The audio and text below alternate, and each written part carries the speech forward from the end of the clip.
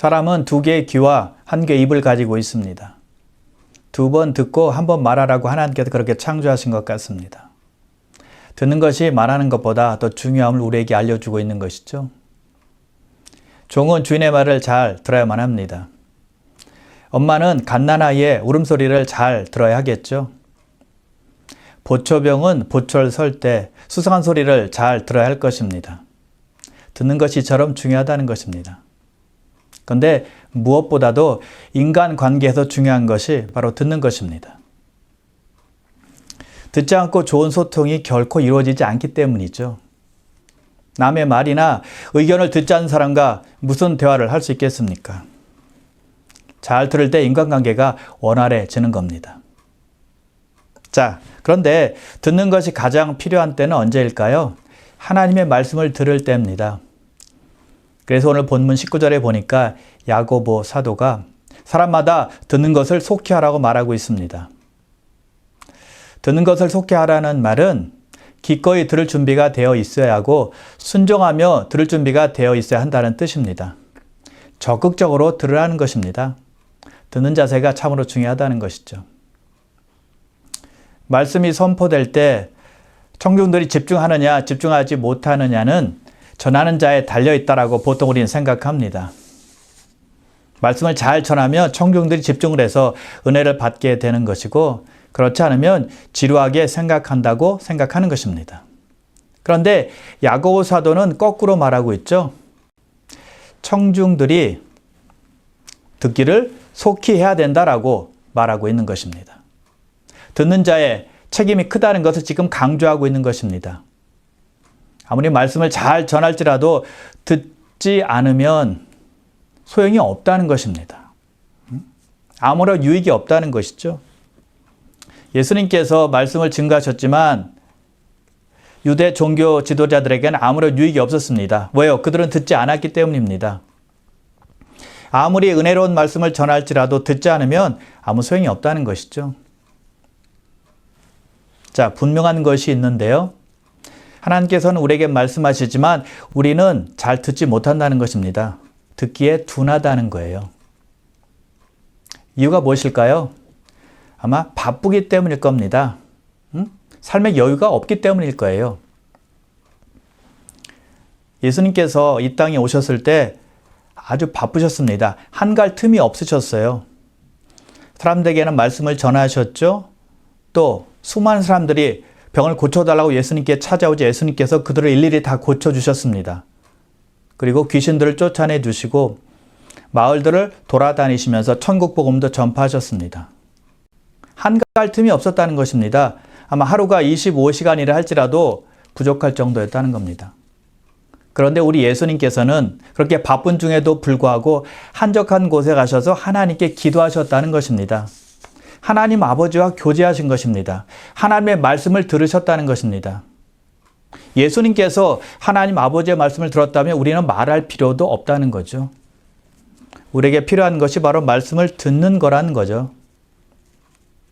우리는 예배 때 선포되는 말씀을 듣게 됩니다. 함께 모여서 모든 성도들이 함께 하나님의 말씀을, 하나님의 음성을 듣게 되는 겁니다. 자, 그런데 말씀을 들을 수 있는 기회가 그때뿐이 아닙니다. 요즘에는 하나님의 말씀이 홍수처럼 쏟아져 나옵니다. 대부분의 교회들이 유튜브에 예배 실황 그리고 설교를 올려놓습니다. 누구나 다 들을 수 있게 해놓은 것입니다. 클릭 한 번만 하면 언제 어디서나 하나님의 말씀을 들을 수 있게 되었다는 것입니다. 얼마나 큰 혜택입니까? 얼마나 큰 축복입니까? 그런데 여러분, 홍수 속에서도 가뭄이 있다는 걸 아십니까? 그렇게 많은 기회가 주어졌음에도 불구하고 말씀의 가뭄에 시달리는 분들이 있다는 것입니다. 말씀이 아무리 범람할지라도 듣지 않으면 그만인 겁니다. 아무 소용이 없고 아무 유익이 없는 것입니다. 그냥 그림의 떡이죠. 들을 수 있는 기회가 넘쳐나니까 오히려 안일해지고 간절함이 없어지는 것입니다. 야고보 시대 신자들은 어떻게 하나님의 말씀을 들었는 줄 아십니까? 그때는 성경이 없었거든요. 들을 수 있는 기회는 딱 한 번이었습니다. 한 가지 길이었습니다. 공적인 예배뿐이었어요. 그러니 얼마나 간절했겠습니까? 한번 지나가면 못 듣는 겁니다. 말씀을 놓치는 거예요. 열심히 들은 것입니다. 외웠습니다. 놓치면 안 되었기 때문입니다. 집중해서 들은 것입니다. 그래서 야고보 사도가 우리에게도 말씀하고 있는 것입니다. 듣기를 속히하라 라고 말하고 있는 것입니다. 열정적으로 적극적으로 간절하게 말씀을 사모하며 들으라는 것입니다. 그것이 그 당시 시대나 지금 이 시대나 똑같이 적용이 되기 때문이죠. 자, 그런데 우리는 개인적으로도 말씀을 들어야만 합니다. 개인적으로 하나님의 음성을 들을 수 있어야 한다는 것입니다. 예수 믿는 사람들이라면 귀가 따가울 정도로 말씀을 읽으라는 말을 들었을 것입니다. 그래서 말씀을 읽어야 된다는 것은 다 알고 있어요. 그러나 읽지 않은 사람들이 너무나 많습니다. 바쁘기도 하고 피곤하기도 하겠죠. 또는 자기 취미나 자기 재미에 푹 빠져서 하나님의 말씀을 읽는 것에 관심을 잃어버린 분들도 너무나 많고요.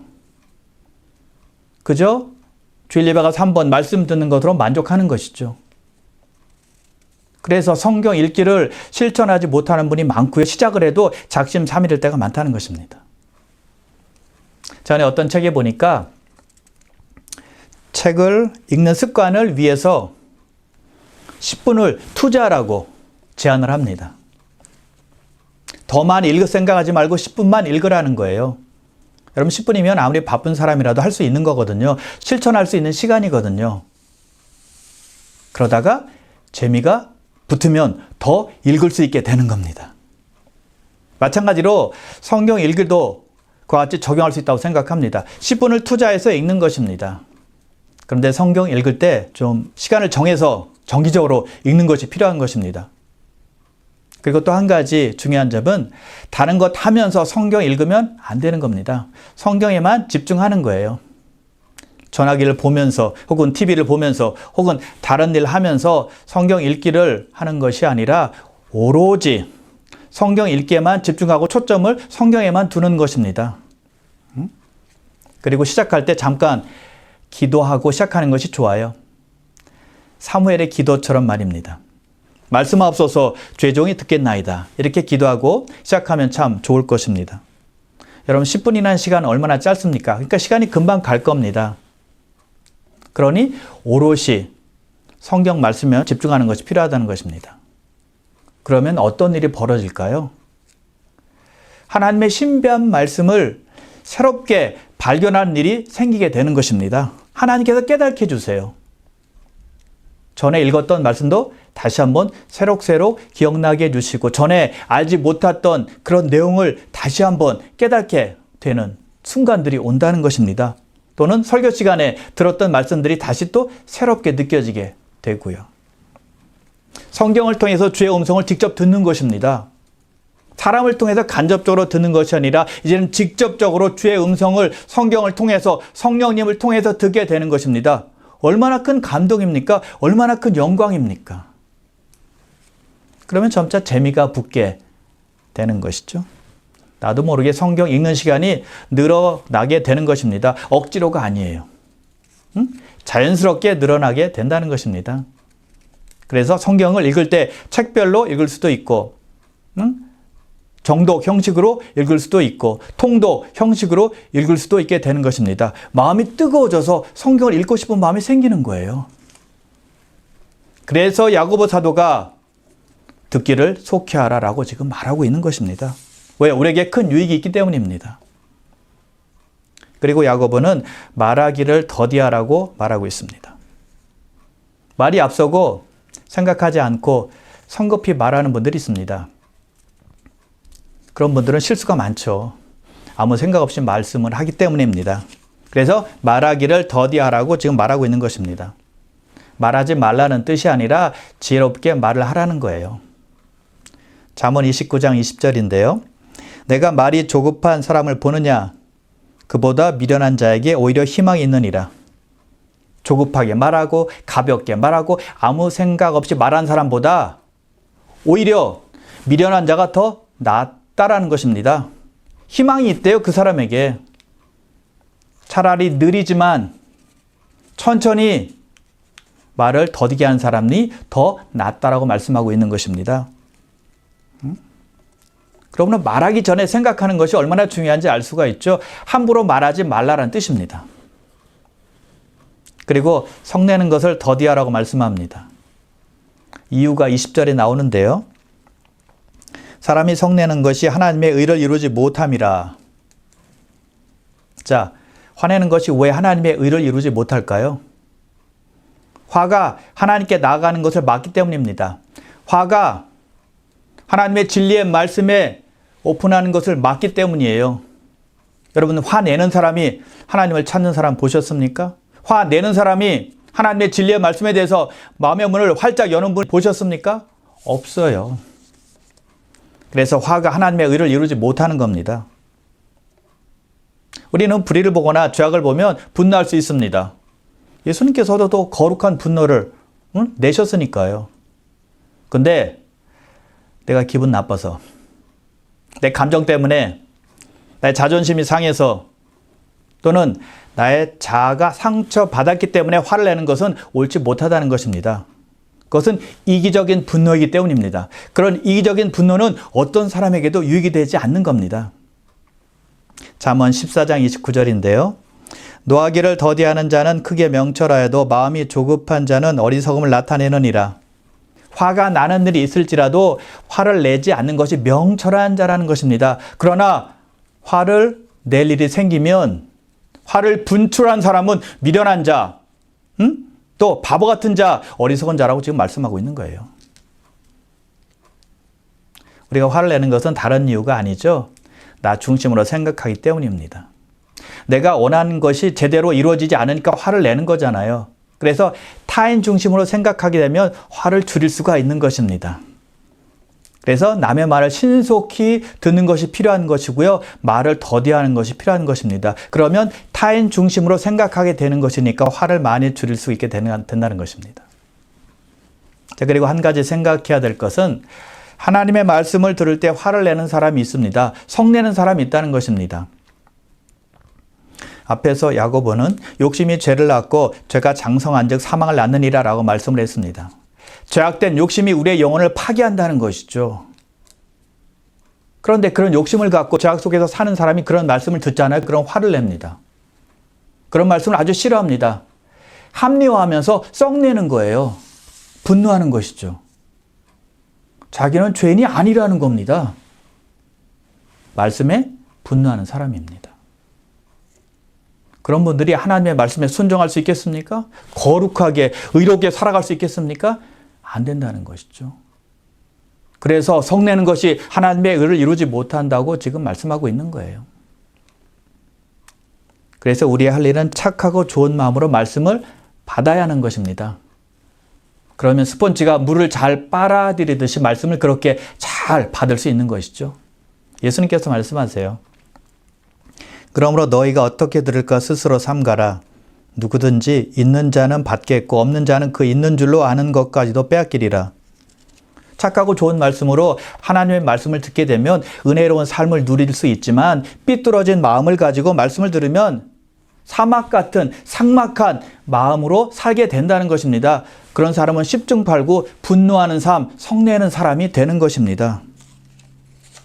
예수님 시대 유대 종교자들이 그런 마음으로 들었을 때 분노하는 사람들이 되었잖아요.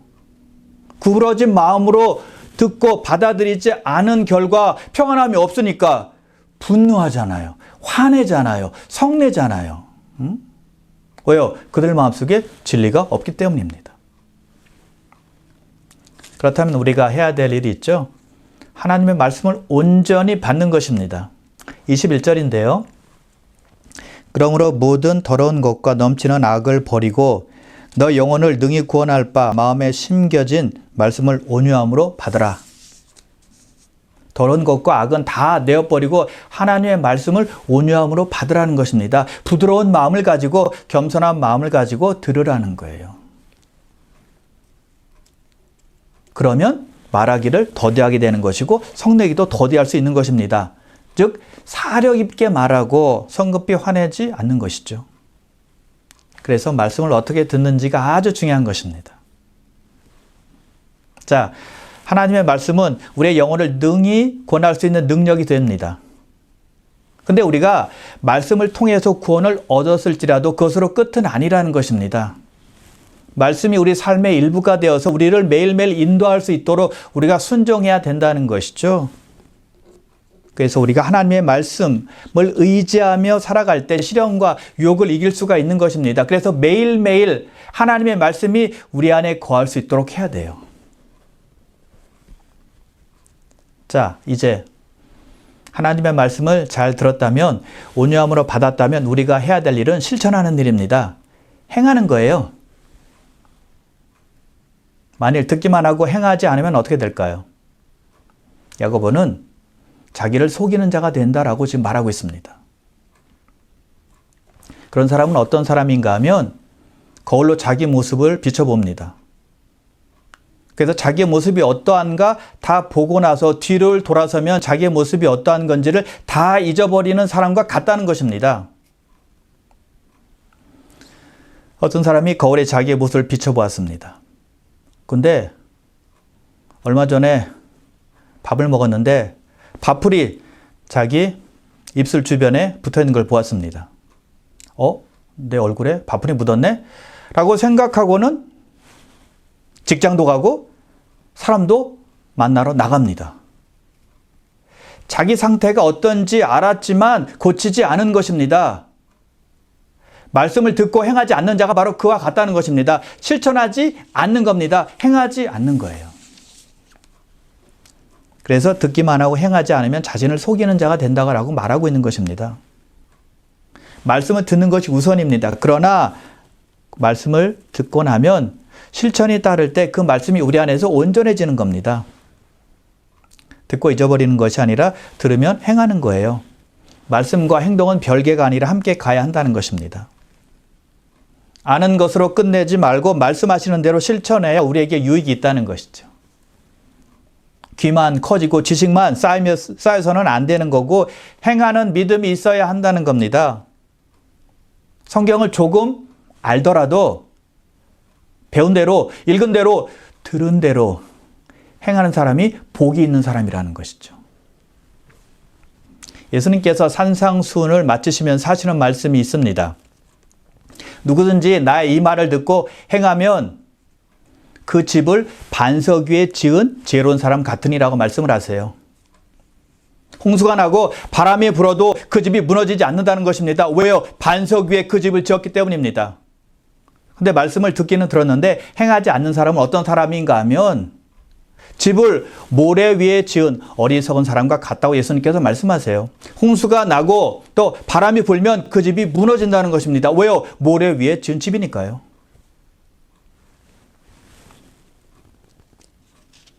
말씀을 듣고 행하는 것과 그냥 말씀만 듣는 것과는 천지 차이라는 것이죠. 듣는 사람은 많지만 실천하는 사람은 적습니다. 아는 사람은 많은데 행동을 옮기는 사람은 드물어요. 우리는 먼저 열정을 가지고 하나님의 말씀을 듣고 보고 배워야만 합니다. 그런데 그 들은 말씀을 실천할 줄 알아야 된다는 것이죠. 여러분, 우리가 거울을 보는 목적이 무엇입니까? 나의 모습이 온전한지 보는 거잖아요. 이상한 곳이 있으면 고쳐야 되는 거고요. 근데 거울을 보면서 나의 좋은 모습만 보면서 감탄만 하는 것이 아니라 잘못된 곳이 있으면 바꿔줘야 한다는 것입니다. 마찬가지로 우리에게 영적인 거울이 있는데 하나님의 말씀입니다. 말씀에 비추어서 나를 보는 것입니다. 그래서 하나님 말씀을 듣고 고치는 겁니다. 잘못된 것을 바꾸는 것입니다. 그래서 바꾸고 고치는 것이 바로 실천이라는 것입니다. 행하는 거예요. 단지 내 머리에 어떤 지식을 저장하기 위해서 듣고 배우는 것이 아니라 행하고 실천하기 위해서 듣고 배우는 거예요. 우리가 예배 때 말씀을 듣지만 예배당만 나가면 다 잊어버립니다. 우리가 성경을 읽는데 성경책만 덮으면 또 다 잊어버립니다. 우리가 성경 공부에 참여를 하는데 성경 공부가 끝나면 배운 것을 다 잊어버립니다. 아예 생각을 안 해요. 왜 그럴까요? 설교 듣는 것으로 됐다라고 생각하기 때문이죠. 성경 읽는 것으로 됐다라고 생각하기 때문입니다. 성경 공부에 참여하는 것으로 됐다라고 생각하는 것입니다. 거기에 만족하고 있는 겁니다. 여러분, 듣는 것과 배우는 것과 읽는 것이 행함을 대신할 수 있나요? 없습니다. 사도 바울과 또 많은 사도들이 서신서를 기록했습니다. 거기에 보면 믿음 플러스 행함을 계속 강조하고 있습니다. 행해야 된다, 실천해야 된다라고 말하고 있습니다. 왜 그럴까요? 행하지 않으면 우리가 변화되지 않기 때문입니다. 발전이 없습니다. 성숙해지질 않아요. 우리에게 유익이 없는 겁니다. 다른 사람에게도 유익을 주지 못하고 영향을 주지 못하는 것입니다. 또한 하나님께 영광이 되지도 못하고요. 그래서 듣고 행하는 자가 복이 있는 자다라고 말씀하고 있는 거예요. 야고보 사도가 25절의 끝부분에서 이렇게 말씀하고 있죠. 이 사람은 그 행하는 일에 복을 받으리라. 그런 사람은, 믿고 행하는 자들은 그 집을 반석 위에 세운 사람과 같은 사람이고 행하는 일에 복을 받게 된다고 약속하고 있는 것입니다. 그럼 우리는 머리만 커지지 말고 마음이 풍성해져서 행하는 자, 실천하는 자가 되어야 할 것입니다. 그러므로 사랑하는 귀한 성도 여러분, 듣고 읽고 배우는 것에 열심을 내십시오. 그리고 또한 실천하고 행함으로 말미암아 우리 모두에게 유익이 되고 또 하나님께 영광을 돌리시기를 주님의 이름으로 축원합니다.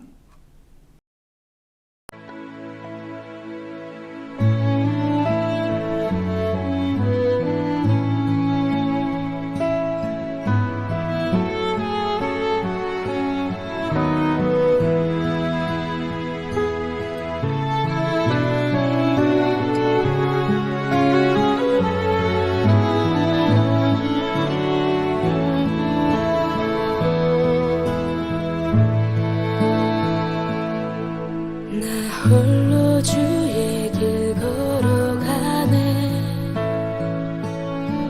주 빛으로 날 인도하시리. 주님 내 바라둔 길 내 길에 빛 되소서. 나 오직 주만 따르리. 내 평생 주께 순종하리. 주